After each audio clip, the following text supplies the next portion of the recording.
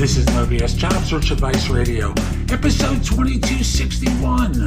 I'm Jeff Altman, the Big Game Hunter, and welcome to Wednesday. Woohoo! Wednesday is a day where I usually provide you with a long interview, and today's is one with Aileen Carson from Scotland. Now, don't click away if you're in the United States. Her advice is good for U.S. residents, as well as those of you who are elsewhere in the world who are interested in making a career change. Hope you enjoyed today's show, and I have a new sponsor, and I'm going to have a short promotion for them in a moment. It's called HireAct. It's targeted towards startups and small firms and going to work for them or hiring for them. App is completely free. So listen to the information about it, and we'll be back in just one moment. Support for today's show comes from HireAct. HireAct is an app for both iOS and Android that I think is ideal if you're looking for work or trying to hire as a startup or a smaller firm, aggressively competing with the bigger places for talent. And for a job hunter, if the big places are not for you, or if you want to just look at smaller firms too, startups too, I think this is a great app for you. Now, what you do is, and I've been experimenting with it for a little while now, it's going to let you fill out some basic information, geography, compensation level, and they're going to start feeding jobs to you to apply for. And once a firm is interested, they'll set up a chat with you directly and cut through a lot of the noise of the process. So download the app using the show notes. I think it's really sweet if you're interested in a startup or a smaller organization. Check it out. I like it. And we'll be back.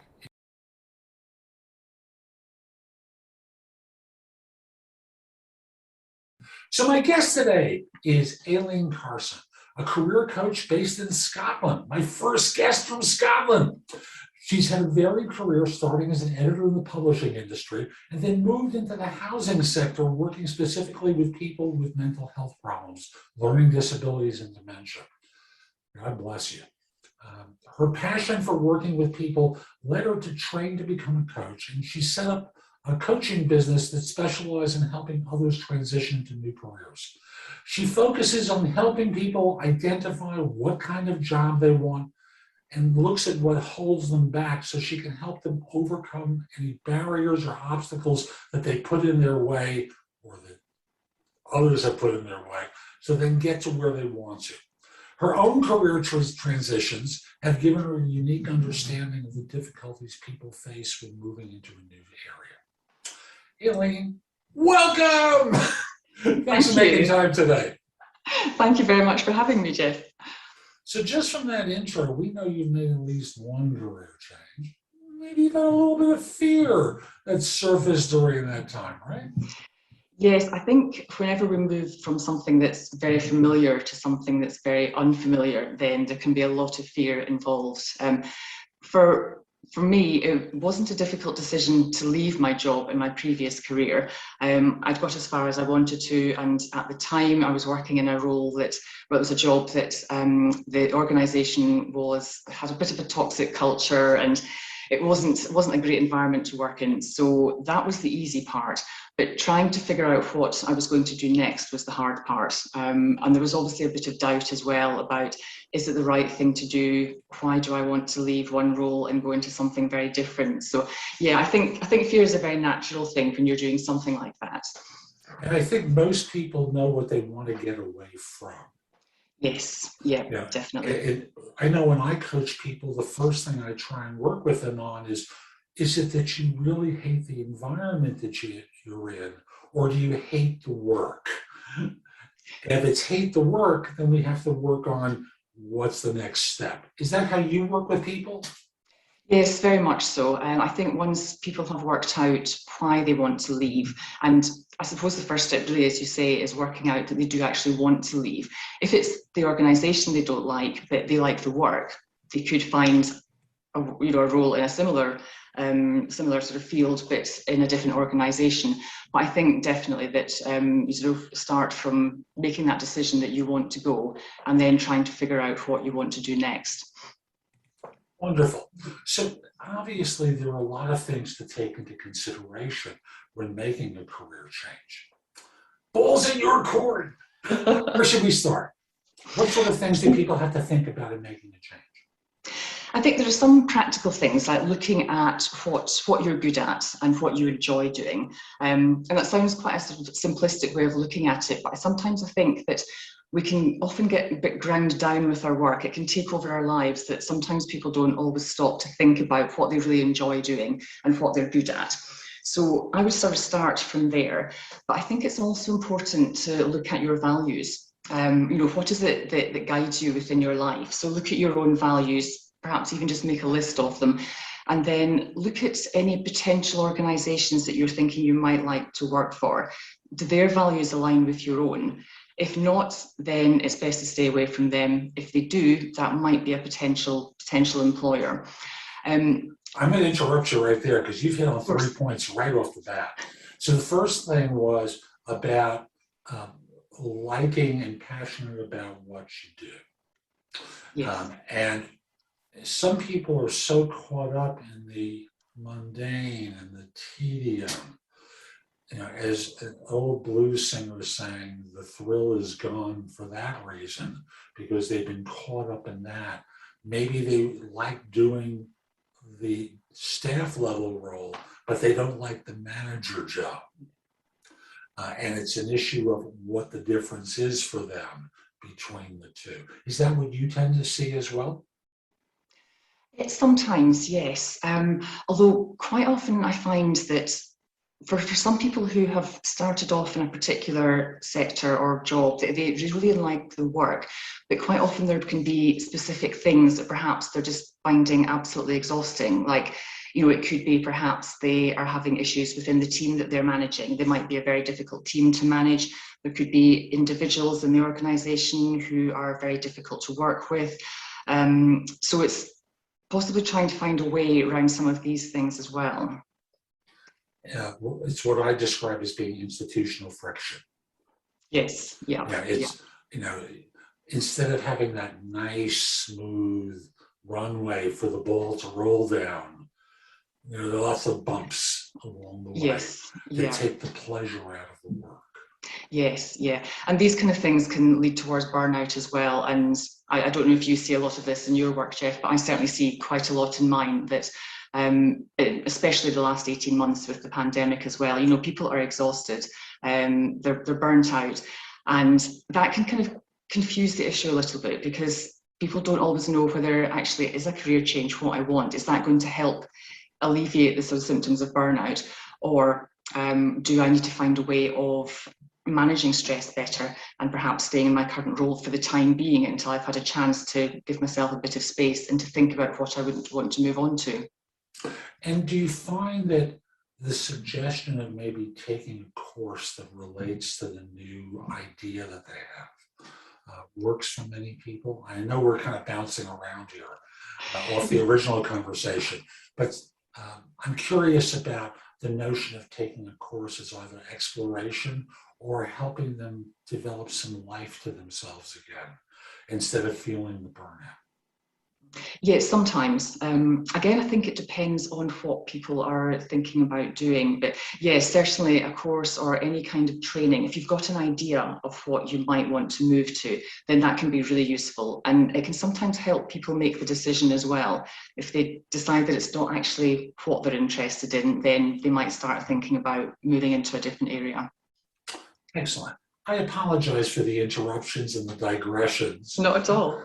So what sort of other things should people take into consideration when they're considering the new role? If we need to go backward a little bit, by all means, let's do it, because I stopped at the first point you made, and there were two that followed right after it. So if you have notes, let's go back to those two, okay? Okay. I think looking at, as well as looking at what you might enjoy doing, look at your skills, because if you're moving into an area where you don't have much experience, it's going to be really important to highlight any transferable skills and to also demonstrate to potential employers that, that you have these skills and that they will be useful into the area that you're moving into. So you might want to look at some examples of what you've achieved in previous roles, using these skills. I mean, it could be anything. It could be how you've made the company money, how you've saved them money, have you delivered some sort of high profile projects very successfully, and what skills it took to actually do each of these things. So I think that's really important, particularly when you're looking at moving into areas where you don't have a lot of experience, because there are still a lot of employers who value experience highly, and there's nothing wrong with that. A lot of jobs you will need experience, but there are also jobs where you don't necessarily need to have 5-10 years worth of experience. If you can demonstrate that you've picked up very useful transferable skills from elsewhere and you can bring them into a new workplace, then that can work just as well. So since we may not necessarily know what's transferable until we identify the new field, I think it might be helpful for them to just identify what the skills and experiences are, almost as an enormous list. It is a way of compiling that, so as you start to narrow down to fields, you might be able to have that list as a reference point for what's transferable. Yes, very much so. And that can be quite a difficult thing for some people to do. It's not always easy identifying your own skills. Some people are very good at it, others less so. One thing I sometimes advise clients to do is that if they're having problems identifying their own skills, to ask a friend what they think they're good at, or perhaps a trusted colleague, a family member, anybody that you trust. Because very often people can pick up things or see things within you that we don't always see ourselves. So for anyone who's having problems actually making a list of their own skills, then asking somebody else can be quite effective. Yes, and your wife, husband, and partner obviously have certain capabilities to evaluate and assess, but go past them.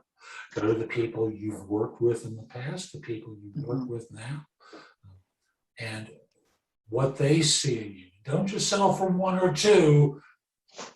Get to lots of folks, because everyone sees you a little bit different. Yeah, that's so true. And I think just getting other people's perspective as well can be really useful. Yeah. So what else should people do as they're starting to put this all together? I think it kind of relates to identifying your skills, but show how you can add value to a prospective employer. So what can you bring with you? So some of that will be experience, if you have relevant experience. Some of that will be skills, but in what way can you add value to an organization? I think that's really important, and it's something that employers will look for, particularly if you don't have a lot of experience. Yes, and you reminded me that you used the term values rather than value. So I want to come back to values for a second and ask about how someone identifies their values, and what sorts of values have tended to surface with the people that you've coached. I think for identifying your own values, it's about looking at the way that you live your life. What things are important to you, or what things guide you through your life. So, and it will be different for everybody. For some people, it might be honesty, integrity. These two I find come up a lot with people I'm working with. But there could be all sorts of values. And I think that if you're living your life according to your own values, then that's definitely a first step. But then if you're working with an organization or a company that shares those values, then I think that can give you more meaning in your work. It can make it seem more fulfilling. And it's definitely one way of reducing the risk of burnout. Interesting. And then, folks, that's going to take a little bit of time on your part to reflect. Again, don't just think you're going to sit down for an hour with your laptop or iPad and you're going to knock all this stuff out and expect to be perfect the first time. It really requires some self-reflection. Yeah, I think that's a really good point. If you are thinking about making a career change, then it's not something that's going to happen overnight. You do need, as you say, you do need to spend some time thinking about it. You need to make sure you've given yourself some space and some time. So if you're spending your life running around, constantly checking your emails, just never taking a minute to yourself, you're not going to have that clarity of thought. And it can be really difficult to do. We're all busy, but you need to be able to give yourself some peace and quiet, some time, maybe over a couple of weeks, and just spending some time thinking about your own values and what you want your life to be like, not just your working life, but how you want that to fit in with your overall life. And for those of you who have the interest in being digital nomads, for example, if that's the quality of life that you want, then how do you put together your work life in a way that supports that? So lots of things to consider, and we're just putting out ideas for you so that you can do the work, or you can work with one of us to sort these things out so that the risk of mistake is lessened. So what other sorts of things should people consider when they're looking at a career change? I think the things that we've mentioned so far, I think, are a good starting point. But just going back to the point I was making earlier about being realistic about all of this, you may have some ideas of what kind of work you want to do, but you also need to make sure that it's something that you can earn a living from. We all have to make a living, so is check that there is some kind of reality here, some kind of business reality that you can actually earn a decent income, from what it is that you think you want to do. So looking at your skills, your experience, your values I think is a really good starting point. But at some point you do have to then think, okay, how realistic is this? Can I actually do this? Can I achieve this? And it might be that you reach out to your network, perhaps, if you're kind of fairly well connected. If you know people who are working in a field that's similar to what you're thinking about doing, reach out to them and see if they can offer some advice. People are often very willing to help. And if you ask them for advice, quite often they're happy to do that, particularly if you're very enthusiastic about moving into their specific line of work. So in the US, we refer to these as informational interviews or informational conversations, where you speak with someone who's doing the work to understand what it's really like, what the expectations are, and what the income potential might be. Is that what you were speaking of there? Yes, I think that sounds very much like it, yeah. I just think that you have to be very realistic about what you're going to do. We might all have grand ideas and we might achieve those. I'm not saying you can't, but you do have to be realistic and actually think, okay, can I make a living out of what it is I want to do? And one of my favorite things is the person who's making six figures who says, I won't take a cent less than what I'm earning now to become a complete new person in a new field. Obviously, they're setting themselves up for failure. Absolutely, yes. So the realistic stuff sounds basically like evaluating and assessing a host of different things so that you have, let's say, a big, wide landscape to explore, getting a sense of who you are, what your values are, and the value you might bring to the next organization. How am I doing so far? That sounds great. Good. And then from there, starting to begin the exploration process of what the new field might be for real, as opposed to the fantasy idea that you have. When do you suggest that people start to have the conversation with their family about the possibility of making a change? Because obviously they have to be on board or else it's going to be torture. Yes, yeah. I think you need to do some initial work first. So, the things that we've just discussed. So I think the starting points that we've mentioned, I think it's quite important to at least have an idea in your mind about what you want to do and possibly an idea of how you're going to do it.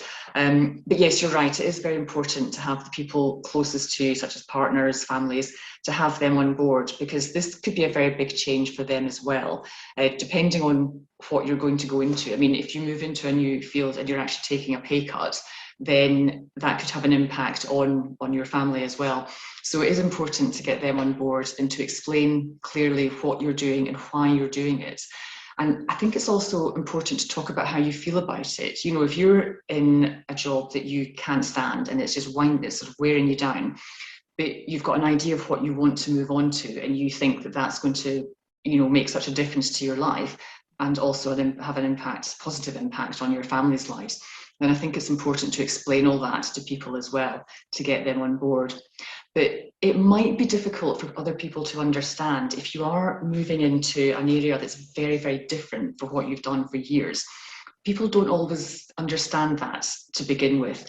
And I think you have to be prepared that you may get some negative reactions.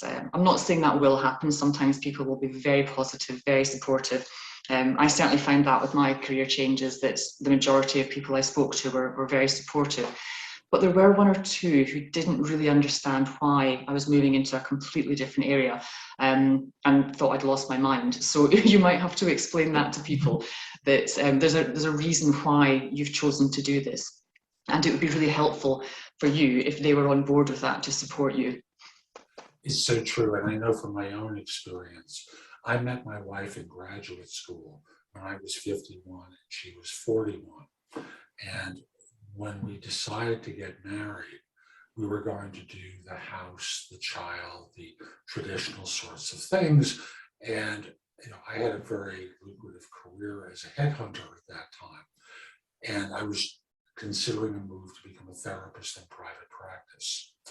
And I realized that there would be a number of years of build up for that, where at best I wouldn't be anywhere near my previous income. So I put everything on hold for a lengthy period of time and continued, even though I knew I was pretty tired of work, and pushed as long as I could until I got to my 60s and our son about to graduate high school, and said to my wife, I've got one more year. So I'm giving you notice about this. I've got one more year before I transition to something different. And she was surprised when it ultimately came to the end of that year that I actually would do it. But folks, I'm just sharing that little episode with you because, you know, there are other people involved and your earnings may change significantly and they need to be on board. Otherwise, your house will not be a pleasant place for quite some time. What happened with you in your transitions? Was everyone on board, or is there just a you on board? No, most people were. I think because I was moving from a career in publishing, and I was then going to work with people with long-term severe mental health problems, it was so different from what I'd been doing for sort of 10, 15 years that there was a lot of surprise. But when I explained to people why I wanted to do this, and I thought that the work was going to be much more rewarding and that would have, you know, quite a big effect on my overall life and well-being, then most people understood. You know, my husband was very supportive. He knew how unhappy I'd been in my very last publishing job, so he wasn't at all surprised that I wanted to leave and was completely on board with that decision. A little bit surprised, I think, about the area that I wanted to go into, but what I found really helped me, as well as having some very supportive friends and a very supportive husband, was that I've been doing some voluntary work for about a year before I moved into mental health, on a mental health helpline, which I absolutely loved. And that really helped me clarify my thoughts about the move that I was about to make. And when I explained that to sort of family and friends, that I'd got a little bit of experience in that area, and they could see how much I enjoyed the voluntary work. So when I decided to try and make this a full-time career, you know, there was a better understanding, I think, of why I was doing this and the impact that that was going to have on me and my life. And I was just going to be an awful lot happier doing a job that felt much more worthwhile. I mean, it paid less. I was not going to be in a less senior position to start with. But because I had previous management experience as well, it didn't take long to work my way back up again. And it was much quicker second time round than it was the first time, because I had a lot of relevant experience, even though it was in a different sector. But so I think if you explain to people what you're doing and why you're doing it, then hopefully most people will be on board with it. And I was very lucky, most people were, but there were one or two people who just could not, they just didn't get it. And I think no matter how I explained it, they just didn't really understand it. But they did come round once I started in my new career. Really enjoyed it. for the first time in my life, I actually looked forward to going to work, and I didn't even think that was possible. So it definitely is possible. But when they could see that, they understood why I had done what I'd done and were much more supportive of it at that point. Did you run into any sorts of surprises during the transition period from your old career to the new one? I think the main thing is just how much I enjoyed working, because although I'd enjoyed some of my previous jobs, I didn't have that same passion and enthusiasm that I had when I moved into working with people with mental health problems. So all this, that passion and enthusiasm had presumably always been there, but it was much more prominent, once I actually changed career. So I think that the level of enthusiasm I felt was a surprise. I was hopeful that I would enjoy the job and that I would be enthusiastic about it, but that was much stronger than I thought. I think as well, I'd met a completely different set of people. So, I'm still in contact with some of the people I worked with in my publishing days. They've become very good friends. But the people who I worked with when I sort of made that career change had just very different ideas about life, about work. I'm not saying one's better than the other, but it was just, I met a completely different group of people. And that really kind of expanded my outlook on life, and it really completely expanded my horizons. So that was something that was unexpected. I didn't really think that it would have that kind of effect on my life, but that was a really great experience. And I've kind of carried that with me, even though I've made a sort of slightly more minor change since then. I sort of carried that with me. And when I moved into coaching, again, I met, people I would never have come into contact with otherwise. Kind of made some good friends, some really good connections. So yeah, I think that the people aspect of it was the one part that I didn't expect. I knew the work would be very different and there might be some surprises there, but just the number of people I met and just people with very different views and outlooks and different perspectives has been really good in helping me develop, actually. I think just when you speak to people with very different perspectives to your own, that can really help expand your outlook.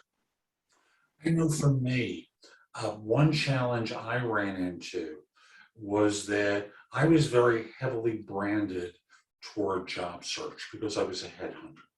And I was aggressive in promoting myself during those years. I had an e-zine. For those of you who are not familiar with the term newsletter, that I had published for many years. I was on YouTube. I had a podcast about job search. The association with me in headhunting was extremely strong. So when I made the transition into coaching, I expected to do a break between one and the other. And the people I knew basically told me it's not quite that time yet. So it's been gradual that I've been moving to expand beyond simply job search. I've got world-class expertise in that area. I understand why people come to me, but it's also about hiring more effectively, managing and leading, workplace-related issues. And I bring all my training, which includes my MSW, it includes the postgraduate psychoanalytic training I've done, my experience running groups of a variety of sort, that I'm able to bring into these different playpens and now do work that isn't just around job search, but it's around the areas that I enjoy even more. I have to say even more because it's not that I dislike the others, but it's fun for me and it helps me grow as well as I work with people and firms in different ways. So we've already covered a lot. What haven't we spoken about yet that we really should? I think there's one thing that occurs to me is that sometimes people think that age can be a barrier. And I think actually, Jeff, I think you've just demonstrated from your own story that it's absolutely not. But, I think a lot of people think that you get to a certain age, you can't make any changes to your career. You've been doing the same thing for, 20, 30, 40 years. So, you can't move into a new area. But I would sort of say to that it doesn't matter how old you are. I mean, I was only in my 30s when I made my first sort of main career change. But then I made another sort of slight change in my early 40s.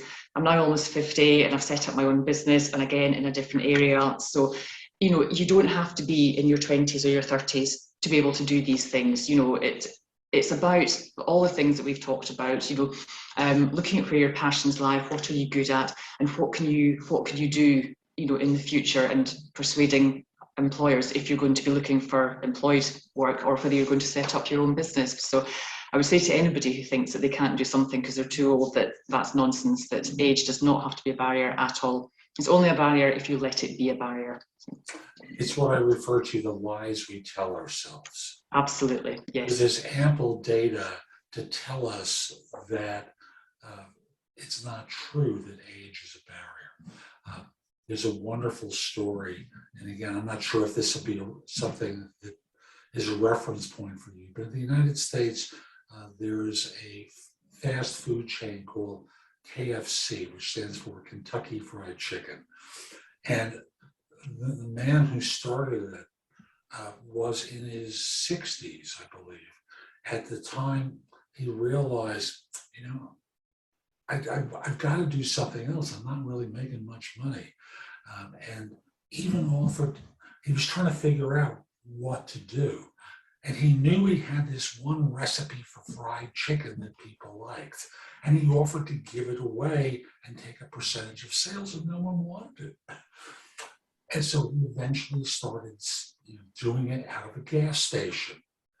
And from that comes a chain with thousands of fast food restaurants all over the world that was sold years ago to another firm. I want to say it's Pepsi, but I could be wrong. And he started in his 60s, as I recall. It's just a question of, is this something that you care about? Do you have that drive to do it? Or do you want to just make excuses for why it's not possible? Don't opt for the excuses, because then you have to live with the disappointment and the sadness and the longing of living that life of desperation that says, I missed my chance. There's no reason to miss your chance, folks. Aileen, this has been wonderful. How can people find out more about you and the work that you do? They can either connect with me on LinkedIn, or they can look at my website, which is aileencarson.com. Could you spell Aileen for everyone? Spell the website. Of course. So AILEENCARSON.com. Thank you. I appreciate you making time. So that's today's show. I hope you found it helpful. And if you did, here are a few things I can do to help you with your job search beyond simply being your coach. First of all, I've got a new book out called The Right Answers to Tough Interview Questions. It is like a cookbook with answers to tons of interview questions that you're going to be asked on interviews. And if you pair it up with my other new book, The Ultimate Job Interview Framework, they are a terrific pair of books to help you with interviewing. In addition, I have a new service where you can practice mock interviews. If you go to thebiggamehunter.us/mock, I've got a service there, very inexpensive, like $99, where we have mock interviews set up. I'm going to be adding more to it very soon, but you can record your answers to them, and then I can critique them and help you perform better on them. You probably have noticed my show notes are pretty thorough with products and services that can help you with your search. And connect with me on LinkedIn at linkedin.com/in/thebiggamehunter. Lastly, my website has a ton of great information. That's thebiggamehunter.us. Now, if you're not ready to go there and go through the blog, put the address in your phone, thebiggamehunter.us, Jeff Altman. So this way, when you're ready to go, you have a way of getting back to my website. Hope you have a terrific day, and most importantly, be great!